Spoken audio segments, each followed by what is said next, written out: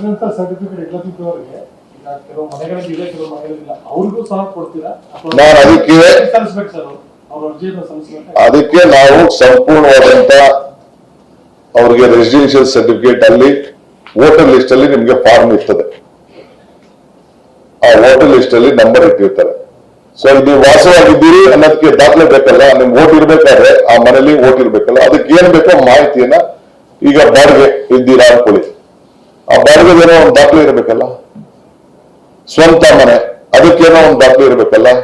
ಅಲ್ಲಿ ವಾಸವಾಗಿದ್ದೀನಿ ಅನ್ನೋದಕ್ಕೆ ಏನಾದ್ರು ಒಂದು ದಾಖಲೆ ಇರ್ಬೇಕಲ್ಲ ನೀವು, ಇಲ್ಲ ಆಧಾರ್ ಕಾರ್ಡ್ ಇರ್ಬೇಕಲ್ಲ, ಯಾವ್ದಾರ ಒಂದು ಮಾಹಿತಿ, ಇಲ್ಲ SSLC ಮಾರ್ಕ್ಸ್ ಕಾರ್ಡ್ ಇರ್ಬೇಕು, ಇಲ್ಲ ನಿಮ್ ಪೆನ್ಷನ್ ಫಾರ್ಮ್ಗಳು ಇರ್ಬೇಕು, ಯಾವ್ದಾದ್ರು ಒಂದು ಐಡೆಂಟಿಫಿಕೇಶನ್ ಕಾರ್ಡ್ ಇರ್ಬೇಕಲ್ಲ.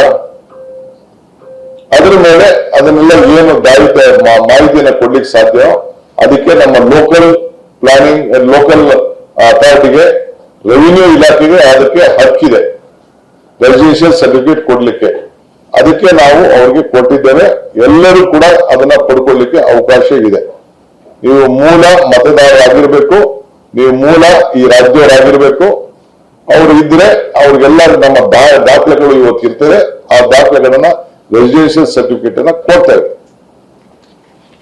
ಸರ್, ರೆಸಿಡೆನ್ಷಿಯಲ್ ಸರ್ಟಿಫಿಕೇಟ್ಗೆ ಲಾಸ್ಟ್ ವೀಕ್ ಒಂದು ಸೋಷಿಯಲ್ ಮೀಡಿಯಾದಲ್ಲಿ ಸರ್ಕಾರಿ ಆದೇಶ ಗ್ರಾಮ ಪಂಚಾಯತ್ ವಿಡಿಯೋ ಕೊಡೋದಂತ, ಅದು ಫೇಕ್ ಆಗಿದೆ. ಇಲ್ಲ ಇಲ್ಲ, ಅದು ನಾನು ಎಲೆಕ್ಷನ್ ಕಮಿಷನ್ ಹತ್ರ ಮಾತಾಡಿದೆ. ರೆಸಿಡೆನ್ಷಿಯಲ್ ಸರ್ಟಿಫಿಕೇಟ್ ಕೊಡೋರು ತಹಶೀಲ್ದಾರ್ ಕಚೇರಿಯಿಂದ, ರೆವಿನ್ಯೂ ಫಸ್ಟ್. ಈಗ ಅದು ಬೇರೆ ಬೇರೆ ಅವಕಾಶಗಳಿವೆ. ಈಗ ನೀವು ಬೇರೆ ಮಾಹಿತಿಗಳನ್ನ ತೆಗೆದುಕೊಟ್ರೆ ಮಾಡ್ಲಿಕ್ಕೆ ಅವಕಾಶ ಇದೆ. ಸೊ ಮುಂದಕ್ಕೆ ಇನ್ನ ಕೆಲವು ಅಡ್ವರ್ಟೈಸ್ಮೆಂಟ್ ನಾನು ಕೊಡ್ತೀನಿ. ಇನ್ನ ಮಾಹಿತಿಗಳನ್ನ ಇನ್ನು ಹೆಚ್ಚಿಗೆ ನಿಮ್ಗೆ ನಾನು ತಿಳಿಸ್ತೀನಿ. ನಾಳೆಯಿಂದ ಇನ್ನ ಅನೇಕ ಅಡ್ವರ್ಟೈಸ್ಮೆಂಟ್ ಮುಖಾಂತರ ಇನ್ನೇನು ನಿಮ್ಗೆ ಕ್ವಶನ್ಸ್ ಇದೆ, ಆ ಕ್ವಶನ್ಸ್ಗೆ ನಾನು ಸಪರೇಟ್ ಆಗಿ ಪ್ರೆಸ್ ಕಾನ್ಫರೆನ್ಸ್ ಮಾಡ್ತಾ ಇರ್ತೀನಿ. ಜನರನ್ನ ಜಾಗೃತಿ ಮೂಡಿಸುವಂತ ಕೆಲಸವನ್ನ ನಾನು ಮಾಡ್ತೀನಿ. ಇದು ಸರ್ಕಾರದ ಜವಾಬ್ದಾರಿ. ಇದು ದೊಡ್ಡ ಮಟ್ಟದ ಕಾರ್ಯಕ್ರಮ ಮಾಡ್ತಾ ಇದ್ದೀವಿ ಸರ್.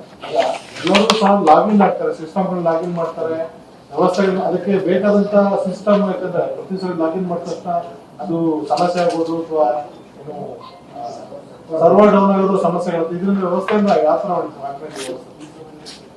ಎಲ್ಲರೂ ಫೋನ್ ಅಲ್ಲೂ ಕೂಡ ಲಾಗಿನ್ ಮಾಡ್ಕೊಳ್ಳಿಕ್ಕೆ ಅವಕಾಶ ಇದೆ. ಅದಕ್ಕೆ 1 ತಿಂಗಳು ಟೈಮ್ ಕೊಟ್ಟಿದೆ. BLOಗಳು ಒಂದ್ ದಿನಕ್ಕೆ ಹೋಗಿ 50 ಫಾರಂ ಕೊಡ್ಬೋದು. ಅವರು 30ರಿಂದ 50 ಫಾರಂ ಒಂದ್ ಮನೆಗೆ ಕೊಡ್ಬೋದು. ಅದಕ್ಕಿಂತ ಅವ್ರು ಜಾಸ್ತಿ ಕೊಡಕ್ಕಾಗಲ್ಲ. ಅದಕ್ಕೆ 1 ತಿಂಗಳು ಅವಕಾಶ ಕೊಟ್ಟಿದೆ.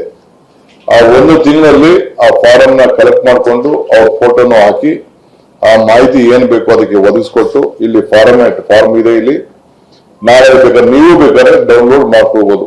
ನಾಳೆಯಿಂದ ಆ ಮಾಹಿತಿಯನ್ನ ಪಡ್ಕೊಂಡು ತಾವು ಏನ್ ಬೇಕೋ ಅವರೊಂದು ಸ್ಪೆಷಲ್ ಫಾರಂ ಮಾಡಿದ್ದಾರೆ. ಆ ಫಾರಂ ಅಲ್ಲಿ ನೀವು ಏನ್ ಬೇಕೋ ಮಾಹಿತಿಯನ್ನ ಒದಗಿಸ್ಕೊಳ್ಳಿಕ್ಕೆ ಅವಕಾಶ ಇದೆ. ನಾಳೆ ಬೆಳಗ್ಗೆ ನಾನು ಕೂಡ ಆ ಫಾರಂ ಪಡ್ಕೊಂಡು ಚಾಲನೆ ಕೊಡುವಂತ ಕೆಲಸವನ್ನ ನಾನು ಕೂಡ ನನ್ನ ಮನೆಯಿಂದ ಪ್ರಾರಂಭವನ್ನ ಮಾಡ್ತೇನೆ.